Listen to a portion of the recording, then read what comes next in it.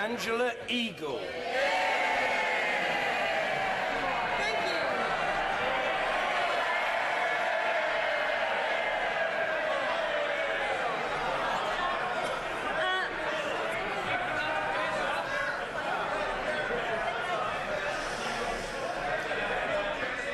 Mr. Speaker, it's nice to get such a warm welcome.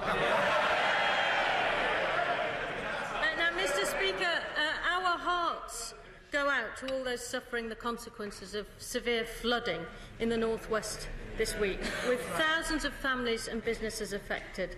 The priority has got to be for the government to get immediate help to all of them. Yet 1 year on from the 2013-14 floods, it emerged that only 15% of those affected had received payments from the government's Repair and Renew scheme. So does the Chancellor agree with me that this cannot possibly be allowed to happen again? These people need urgent help now. So will the Chancellor today give the House a guarantee that people will receive the help that they need, and quickly? Well, first of all, let me welcome the Honourable Lady to her place and the warm support she has on the other side. Let me first join her in expressing the sympathy of the whole House to those who have been affected by these terrible floods, the record rainfall that has hit Cumbria and Lancashire. The update is that we have just one severe flood warning still in place, and power has been restored to 168,000 homes, and the West Coast Main Line is open, but we've got to be there for the long term for these families. So first of all, we continue to support the immediate rescue efforts, and of course the military have deployed. On recovery, the question she asks about, I can today announce a £50 million fund for families and businesses affected in the area. This will be administered by the local authorities to avoid some of the administrative problems that she alludes to in her question. And when it comes to rebuilding the infrastructure of Cumbria and Lancashire and other areas affected, we are assessing now the damage to the flood defences and the damage to the roads, and funds will be made available. One of the benefits of having a strong and resilient economy is we can help people in need. Angela Eagle. Well, Mr. Speaker, I thank the Chancellor for that answer, but you wouldn't think from listening to him, would you, that he's cut flood defence spending by £115 million this year? Now, Mr. Speaker, after visiting the floods in the Somerset Levels in 2014, the Prime Minister told this House in a statement that money is no object in this relief effort, and whatever money is needed will be spent. Now, I welcome the announcement that the Chancellor has just made, but will he confirm that the same will apply this time? Yeah. Yes, absolutely. The money will be made available to those affected and to the communities who've seen their infrastructure damaged. Up to £5,000 will be made available to individual families to repair their homes and protect them against future flooding. And we're going to provide money to businesses who have seen their businesses ruined. And there have been heartbreaking stories we've all seen on television about businesses that have been affected as well. So that money is available. As I say, because we have a strong and resilient economy, we're actually increasing the money we spend on our flood defences. And it's just not the case to say that that has been reduced. Under the last Labour government, they spent £1.5 billion of Parliament on flood defences. We're going to be spending £2 billion on flood defences and increasing the maintenance spending. It's something we can do, and we can help these communities precisely because we took the difficult decisions to fix our economy and public finances. I thank the Chancellor for that, and we will hold him to account on the promises that he's made today. But I note that the government's own figures show that their planned capital investment in flood defence will only protect 1 in 8 of those households that are at risk. Now, Mr. Speaker, I see that the Prime Minister can't be with us to answer questions today because he's visiting Poland and Romania on the latest leg of his seemingly endless European renegotiation tour. Mr. Speaker, he's been jetting all over the place. No wonder we had to buy him his own aeroplane. So, can the Chancellor tell us, please, how's it all going? Well, the good news is Well, the good news is we have a party leader who's respected abroad.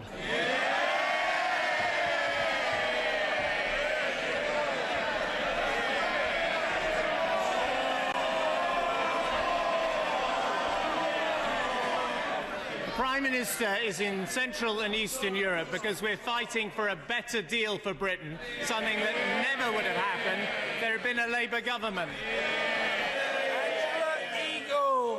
Well, Mr. Speaker, I have to tell him that many of his own backbenchers are pretty unimpressed with how it's going.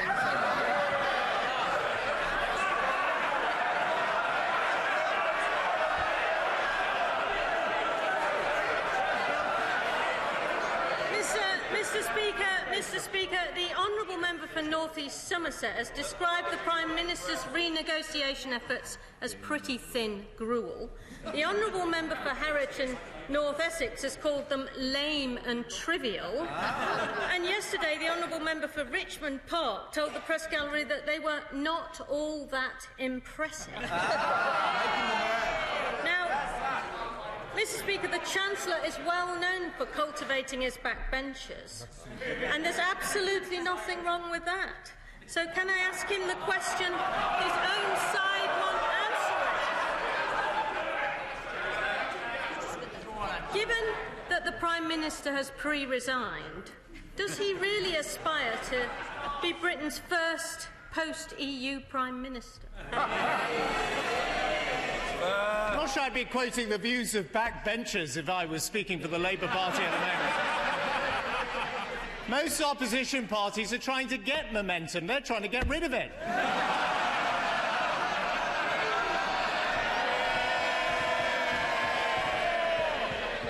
We are fighting for a good deal for Britain in Europe. We're fighting to make the European economy more competitive to everyone, and we're fighting to make sure that Britain gets a fair deal as a country that is not in the euro from the Eurozone. That's what we're fighting for. But in the end, this will be something we put to the people of Britain in a referendum. And the only reason that referendum is happening at all is because the Conservative Party won the general election. Mr. Speaker, the Chancellor, instead of obsessing about issues in the Labour Party, should be condemning the appalling activities in Conservative Future and the Tory bullying scandal. Now, I notice he didn't answer the question about his own prime ministerial activities. He might be worried about somebody a few places down him on the bench. I'm not sure. But She's looking cross. She's looking very cross.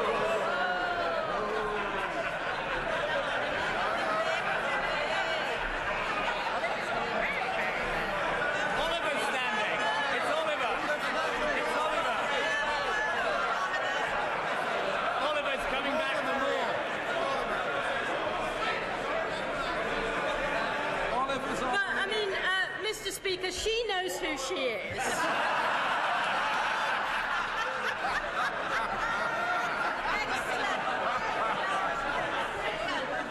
Mr. Speaker, if he won't listen to the doubts of his own backbenchers, perhaps he'll listen to someone who's written in. I've got here a letter. Mr. Speaker.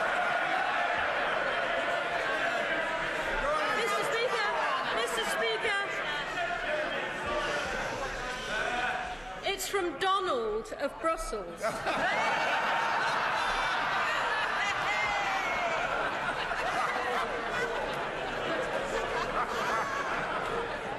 And he writes, uncertainty about the future of the UK in the European Union is a destabilising factor.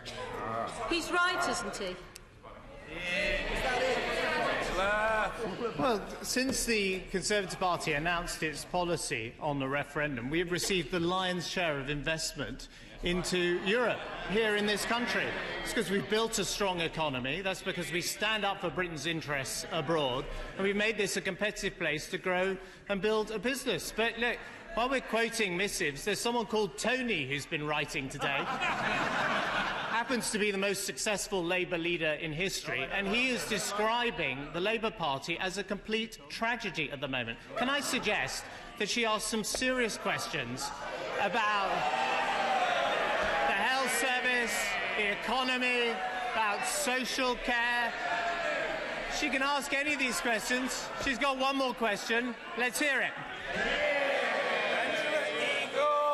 Mr. Speaker, I prefer this quote from Tony. Just mouth the words 5 more Tory years and you feel your senses and reason repulsed by what they've done to our country.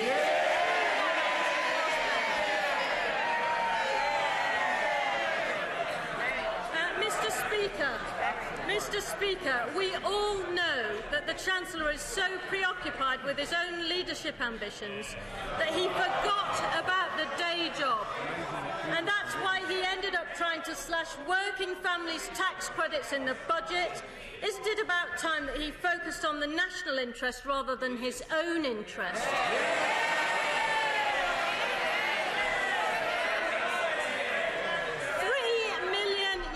Jobs are linked to trade with the EU. Half our exports go there, and that's why they are putting it at risk by flirting with Brexit, and that's why we on this side of the House know that Britain is better off in.